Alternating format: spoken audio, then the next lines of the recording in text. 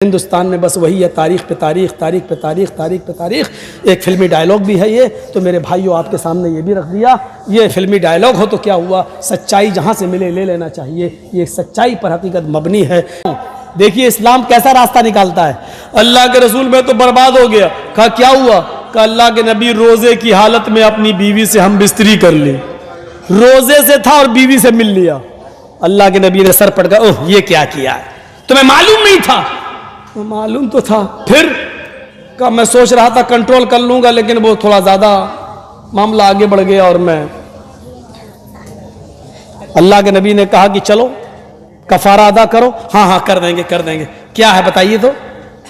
اللہ کے رسول نے کہا ایک غلام آزاد کرو۔ کیا ایک غلام خریدوں اور پھر آزاد کروں؟ ہاں۔ کہ اللہ کے رسول پوری زندگی تو مجھے غلامی کرتے ہوئے ہو گئی ہے، مجھے تو خود آزاد کیا گیا ہے، میں کیسے کوئی غلام خرید پاؤں گا، میرے پاس اتنا نہیں ہے۔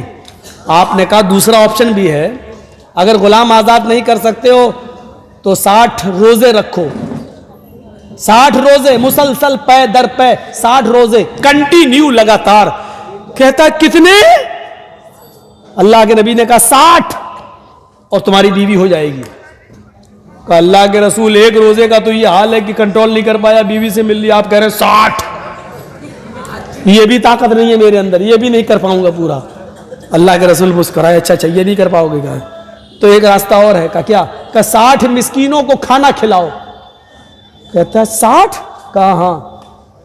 60 مسکینوں کو کہاں سے لاؤں؟ اللہ کے نبی نے کہا ایک بار میں 60 مسکینوں کو بلا کے کھانا کھلا دو، آج بلاؤ 60 کو کھلا دو، کل اپنی بیوی سے مل لو، تمہاری بیوی۔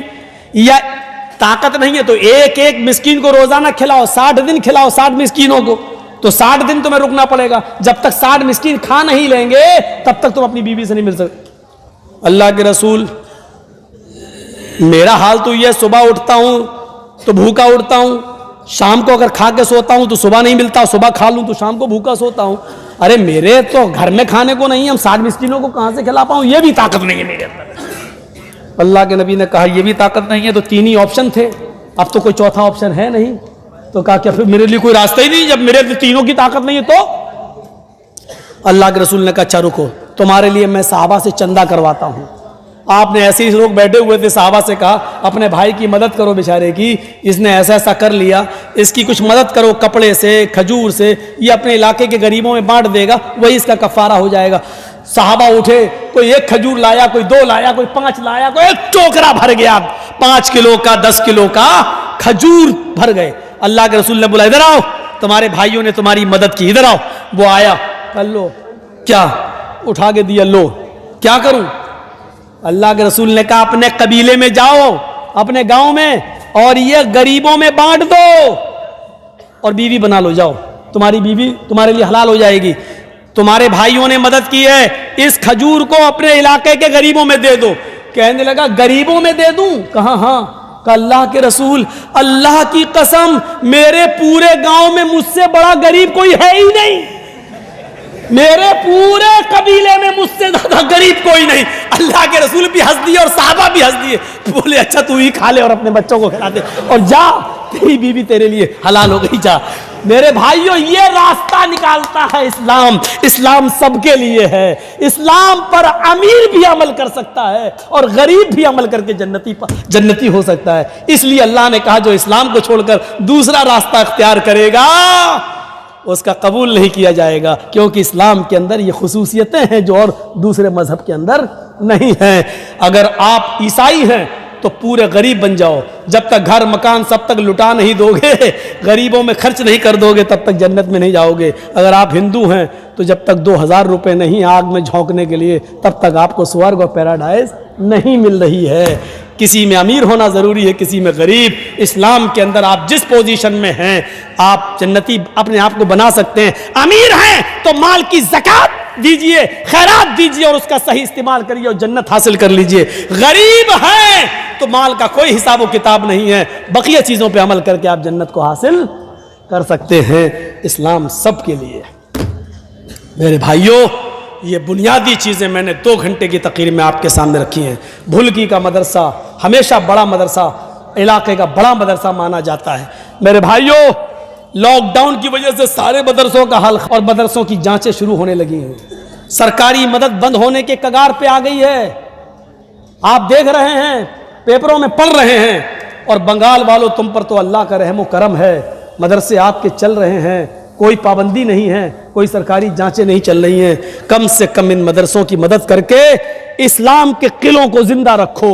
और आपसे चलते चलते गुजारिश करके जा रहा हूँ, लॉकडाउन की वजह से मदरसों के हालात बहुत ख़राब हैं और कितने मदरसे तो बंद हो चुके हैं। कम से कम असातिज़ा को तनख्वाहें मिल जाएं, आप मदरसे का तावन करते जाएं।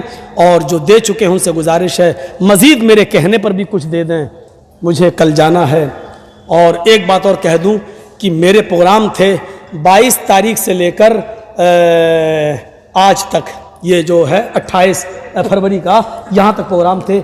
लेकिन मैं 22, 23, 24, 25, 26 इन प्रोग्रामों में मैं शिरकत नहीं कर सका। जिसमें 23 तारीख को जो गोवा गांव में प्रोग्राम था उसमें भी मैं नहीं आ सका, क्योंकि मुझे जल्दी जल्दी तारीखें मिलने लगी कोर्ट से। लॉकडाउन में कोर्ट का आदेश ये आया कि लॉकडाउन के बाद जो कोर्ट बंद रही है 1 साल, उसके बाद जो खुल रही है तो उसकी पूर्ति की जा रही है। हर 2 दिन के बाद एक डेट मिली। कोर्ट का टेंशन था मेरे ऊपर, इसलिए मैं 22 से लेकर 26 तारीख तक के जलसों में मैं शिरकत नहीं कर सका। हम भी इंसान हैं, हमारे ऊपर भी परेशानी आती है। और 26 के बाद फिर डेट पड़ गई 2 मार्च, इसलिए मैं चला आया कि 27 और 28 का प्रोग्राम कर लूं। और आज 1 हो गई है, मैं बागडोरा भाग रहा हूं और फिर मुझे कोर्ट की तरफ जाना है, फिर तारीख लेना है। और अब इंशाल्लाह लंबी तारीख मिलेगी। हिंदुस्तान में बस वही है, तारीख पे तारीख, तारीख पे तारीख, तारीख पे तारीख। एक फिल्मी डायलॉग भी है ये, तो मेरे भाइयों आपके सामने ये भी रख दिया। ये फिल्मी डायलॉग हो तो क्या हुआ, सच्चाई जहाँ से मिले ले लेना चाहिए। ये सच्चाई पर हकीकत मबनी है, न फैसला कर रहा है, न छोड़ रहा है, न सज़ा सुना रहा है। ये अजीब मसला है। बस आओ, एक ज़हनी तौर पर परेशान करने की एक आदत है जो हिंदुस्तानी कोर्टों में बनी हुई है। दुआ करो अल्लाह ताला मुझे इस मुसीबत से निकाले, नजात अता फरमाए। यही एक केस अब मेरे ऊपर रह गया है 54 केसों में से। दुआ करो अल्लाह मुझे इस केस से भी नजात अता फरमाए। अल्लाह ताला से दुआ है। और आपसे फिर गुजारिश करता हूँ कि मैं 5 मिनट बैठूँगा, 10 मिनट आप स्टेज पर भी ला के दे सकते हैं, चादर घूम रही उसमें भी दे सकते हैं। बार इलाह हम तमाम मुसलमानों पर रहम फरमा, हमारे मुल्क हिंदुस्तान में अमन व शांति पैदा फरमा दे। जो हमारे मुल्क के लिए बेहतर हो और जो हिंदू मुसलमान सिख ईसाई और सबको साथ में लेके चलता हो। अल्लाह ऐसी अमन पसंद सरकार को बंगाल में दोबारा वापस फरमा दे। बार इलाह जब तक हमें ज़िंदा रख, इस्लाम पर ज़िंदा रखना, जब हमारा खात्मा हो तो ईमान पर हमारा खात्मा फरमाना। वमा अलैना इल्लल बलागुल मुबीन व आखिरु दावाना अनिल हम्दुलिल्लाहि रब्बिल आलमीन। अस्सलामु अलैकुम व रहमतुल्लाहि व बरकातुहू।